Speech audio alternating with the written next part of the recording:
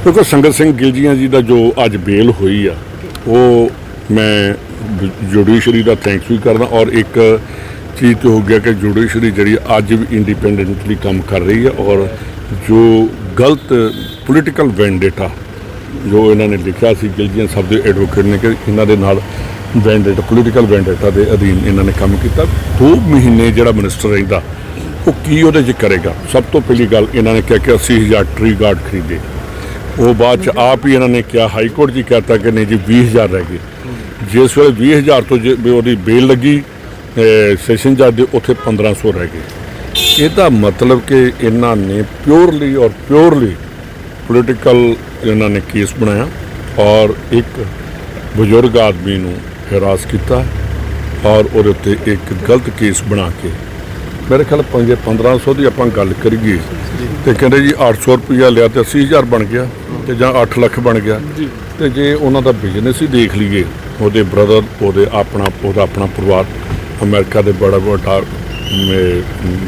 बड़े वैल सैटल्ड और बड़े बिजनेस के बहुत अगे ने ये किसी नाल इहो करके मेरा ख्याल कि ये कुछ नहीं लभना। दूसरी चीज़ जी आप कहने कि ये जोड़ा केस ने ये जिस वे मिनिस्टर से जिस वे गवर्नमेंट मीनस मिनिस्टर ये आप जोड़े साढ़े रूल्स ने उन्होंने लिखा होंगे कि minister means government secretary is secretary to government इसका मतलब सैकटरी मिनिस्टर का सैकटरी है। IAS जिन्हों ने फाइल भेजियाँ अगर किसी मिनिस्टर ने उहदे उपर डिफर किया है उहदे अगेंस्ट लिखा है उन्होंने ओवर रूल किया है फिर मिनिस्टर 100% वो गिल्टी है। अगर थल्लों सुपरिटेंडेंट ने फाइल बना के सुपरिटेंडेंट तो बाद अंडर सैकटरी आता जो तुम देखो तुम देखा कि पता नहीं किन्ने क साइन हो जाते उन्होंने जिन्हों की लोड़ भी नहीं। इसे करके पंजाब के काम जोड़े पंजाब ने पूरे हिंदुस्तान से काम इसे करके लेट हो जाते कि फाइल चलद 4 महीने खड़ देंगे। लगता जो एक मिनट वो बाद सैकटरी जो फाइनल अपनी ऑबजरवेशन देंदा वो नोट देंदा अपना तो जे तो मिनिस्टर ने उन्होंने डाउन मार्क करता है तो मतलब जो डिपार्टमेंट ने लिखा जो सैकटरी ने लिखा वो उन्होंने एक्सैप्ट है तो उन्हें वापस भेज दी कि जो तुम लिखा। ये मैनू एक चीज़ दसो कि जोड़े IAS ने वो वध गिल्टी ने मिनिस्टर नाल वध गिल्टी ने उन्होंने कोई हथ नहीं पा रहा तो जेडे बंदे दे विच जिन्हें कोई गल नहीं की उहदे नाल किते जां ते सैकटरी कहे कि मिनिस्टर ने कोल बिठा के मेरे को ये नोटिंग दी आ तो फिर वो तो होर वड्डा केस बनना चाहिए कि तू भी कॉन्स्टिट्यूशन की जिदन IAS बन के तू सौं खा के आया तो इन्हें मैं भी जो मैं मिनिस्टर बनया मैं भी कॉन्स्टिट्यूशन की कि मैं लोगों लिए वफादार रवांगा तो जोड़े IAS या ऑफिसर ने वो भी सौं खाने असी संविधान के प्रति तो लोगों प्रति वफादार रवांगा असी किसी काम का किसी गल की गलत नहीं करांगे। ये लिए मैं भगवंत मान जी और विजिलेंस ब्यूरो को अपील करनी चाहना कि पोलिटिकल बंदियां नूं इन्ना बदनाम ना करो कि लोगों का पोलिटिकल सिस्टम तो विश्वास उठ जाए। तुसीं भी ये आना तुहाडे भी बंदे 30-35 साडे चों ही गए तो मैनूं भी उन्हां बारे पता जिहड़े MLA बन के बैठे ने। इस करके पोलिटिकल क्लास हुण मैं एक चीज़ दस देनी चाहना मैं प्रगट सिंह और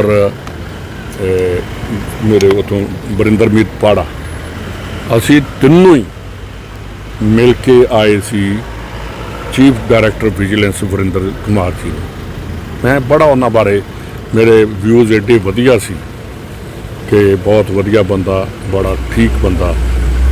वो मैं ये भी दस देना चाहना कि जिस दिन विक्रम मजीठीए दे असी चले ये डायरैक्टर POIC उस वेले मैं ये गल कही कि ये बंदे ने इधर उधर नहीं गल करनी जां इन्हें पोलिटिकल ये दिमाग च आ गई इन्हें करके मैं आप ट्रांसफर किया कि ये इंटैग्रिटी पर कोई डाउट नहीं। पर मेरे ख्याल ये कहेगा कि बहुत लेट केस है सर मैं अपने आप को विड्रॉ करता मेरे मेरे मेरे लिए मेरे दिमाग ये चीज़ा मैनू क्या इन्हें कि संगत सिंह गिलजियां के उत्ते केस नहीं बनता इस करके इनू अरैसट नहीं कर रहे। ਪਰ ਬੜਾ ਅਫਸੋਸ ਆ ਕਿ ਅੱਜ ਬੇਲ ਲੱਗੀ ਸੀ ਉਹਦੇ ਭਤੀਜੇ ਨੂੰ, ਜਿਹਦਾ ਕੋਈ ਰੋਲ ਨਹੀਂ। ਇੱਕ ਬੰਦੇ ਕੋਲ ਐਪਲੀਕੇਸ਼ਨ ਲਈ ਕਿ ਮੈਂ ਜੀ ਇਹਨਾਂ ਦੇ ਅਕਾਊਂਟ 'ਚ ਵਰਿੰਦਰ ਕੁਮਾਰ ਜੀ ਤੁਸੀਂ ਬੜੀ ਦੇਰ ਦੇ ਹੋ, ਅਕਾਊਂਟ 'ਚ ਵੀ ਕਦੀ ਕਰਪਸ਼ਨ ਦਾ ਪੈਸਾ ਆਉਂਦਾ?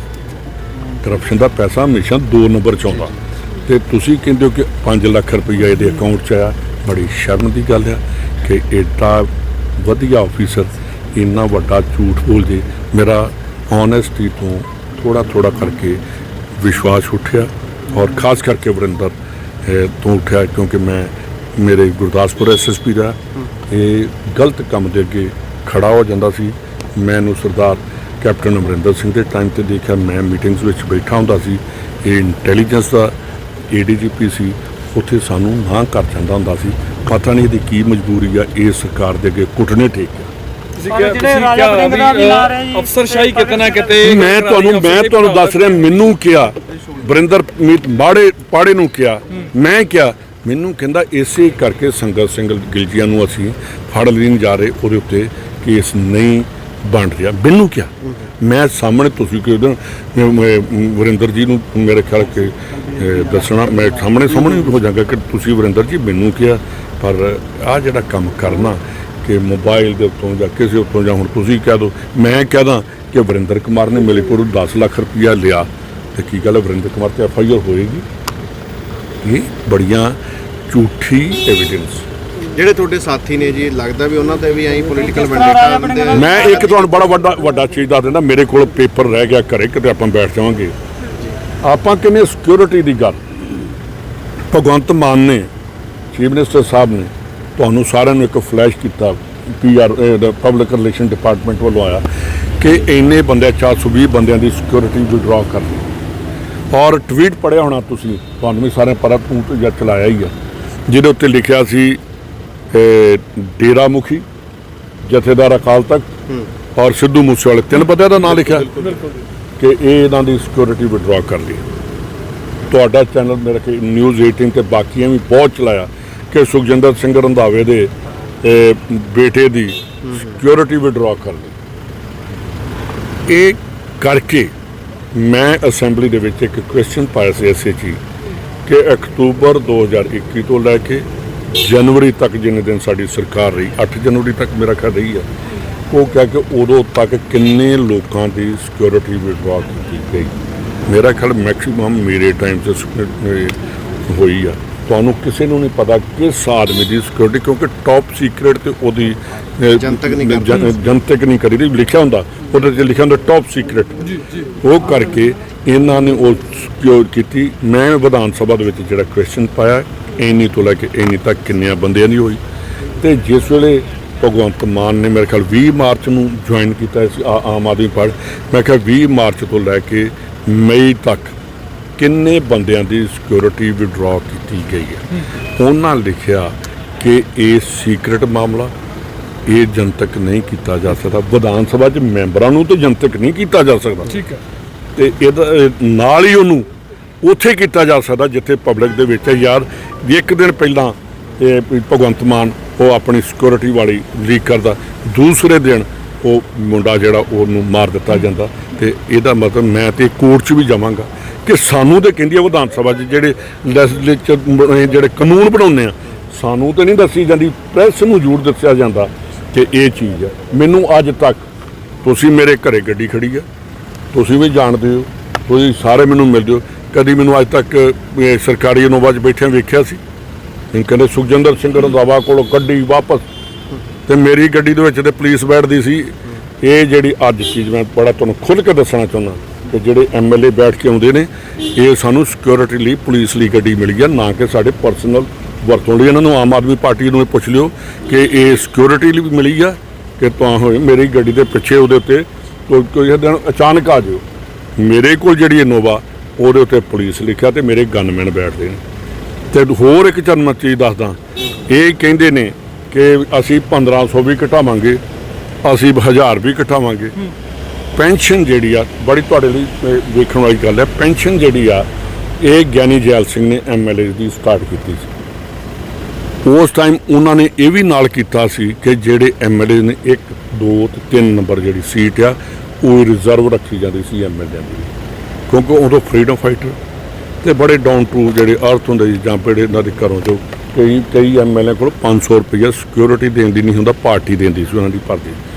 ਉਹ ਚੀਜ਼ ਨੂੰ ਕਰਕੇ ਉਹਨਾਂ ਨੇ ਵੇਖਿਆ ਕਿ ਐਮਐਲਏ ਜਦੋਂ ਉਤਰ ਜਾਂਦਾ, ਉਸ ਵੇਲੇ 73 ਦੇ ਵਿੱਚ ਗਿਆਨੀ ਜੈਲ ਸਿੰਘ ਬਿੱਲ ਲੈ ਕੇ ਆਏ ਸੀ, ਮੇਰੇ ਖਿਆਲ 300 ਰੁਪਈਆ ਉਸ ਟਾਈਮ ਪੈਨਸ਼ਨ ਉਹਨਾਂ ਨੇ ਕੀਤੀ ਸੀ, ਉਦੋਂ ਦੀ ਪੈਨਸ਼ਨ ਤੁਰੀ ਹੁੰਦੀ। ਅੱਜ ਮੈਂ ਭਗਵੰਤ ਮਾਨ ਨੂੰ ਇੱਕ ਅਪੀਲ ਕਰਦਾ, ਮੇਰੇ ਨਾਲ ਬਹੁਤ ਐਮਐਲਏ ਅੱਜ ਔਖੇ ਵੀ ਹੋਣਗੇ, ਮੈਂ ਭਗਵੰਤ ਮਾਨ ਜੀ ਨੂੰ ਇਹ ਕਹਿਣਾ ਕਿ ਅਸੀਂ ਸਾਰੇ ਅਫੋਰਡ ਕਰ ਸਕਦੇ ਹਾਂ। ਸਾਨੂੰ ਐਮਐਲਏ ਹੋਸਟਲ ਚੰਡੀਗੜ੍ਹ 'ਚ ਦਿੱਤੇ ਨੇ ਫਲੈਟ, ਐਮਐਲਏ ਸਾਰੇ ਹੀ ਤਕਰੀਬਨ ਤੁਸੀਂ ਦੇਖਦੇ ਹੋ ਕਿ ਚੰਡੀਗੜ੍ਹ ਬੈਠੇ ਹੁੰਦੇ ਨੇ। ਸਾਡਾ ਜਿਹੜਾ ਅਲਾਊਂਸ ਆ ਇਹ ਬਿਲਕੁਲ ਬੰਦ ਕਰਨਾ ਚਾਹੀਦਾ।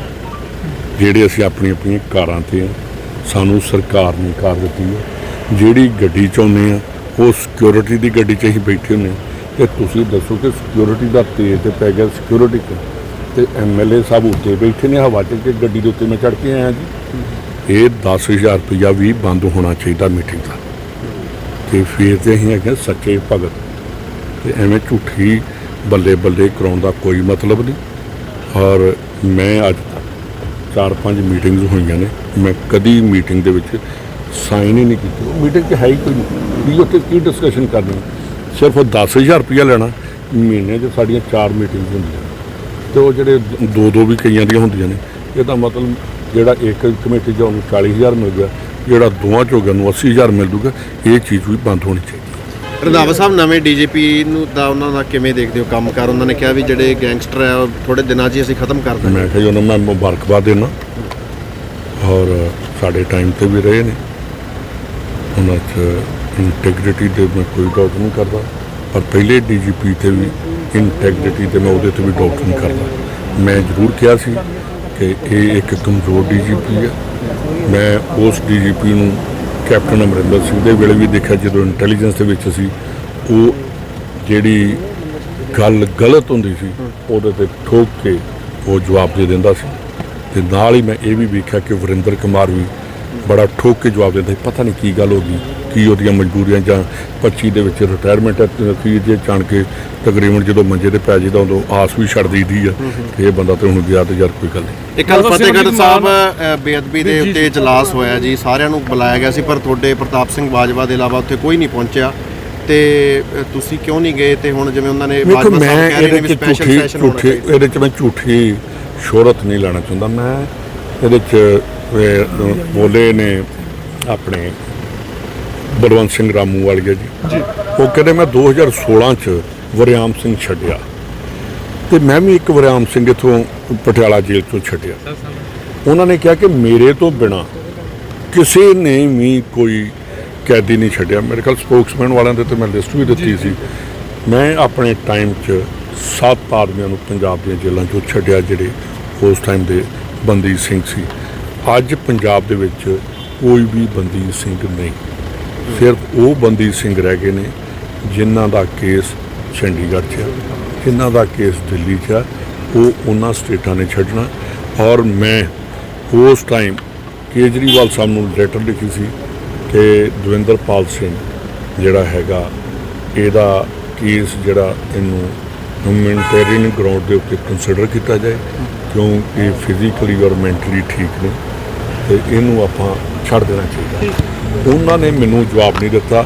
ਮੁੱਖ ਮੰਤਰੀ ਨੂੰ ਚਾਹੀਦਾ ਸੀ, ਜਿਹੜਾ ਦਿੱਲੀ ਗਵਰਨਮੈਂਟ ਦਾ ਮਿਨਿਸਟਰ ਆ, ਜੇਲ੍ਹ ਮਿਨਿਸਟਰ ਨੂੰ ਜੇਲ੍ਹ ਮਿਨਿਸਟਰ ਹੀ ਜਵਾਬ ਦਿੰਦਾ, ਪਰ ਉਹਨਾਂ 'ਤੇ ਇੰਨੀ ਐਰੋਗੈਂਸੀ ਆ ਉਸ ਗਵਰਨਮੈਂਟ ਦੇ ਵਿੱਚ, ਇਸ ਦਿੱਲੀ ਵਾਲੀ ਗਵਰਨਮੈਂਟ 'ਚ, ਉਹਨਾਂ ਨੇ ਇੱਕ ਅੰਡਰ ਸੈਕਟਰੀ ਕੋਲੋਂ ਮੇਰੇ ਪ੍ਰਿੰਸੀਪਲ ਸੈਕਟਰੀ ਨੂੰ ਜਵਾਬ ਦਿੱਤਾ ਕਿ ਸਾਡੀ ਕਮੇਟੀ ਬੈਠੀ ਹੈ, ਉਹਨੇ ਇਹਦਾ ਕੇਸ ਰਿਜੈਕਟ ਕਰ ਦਿੱਤਾ।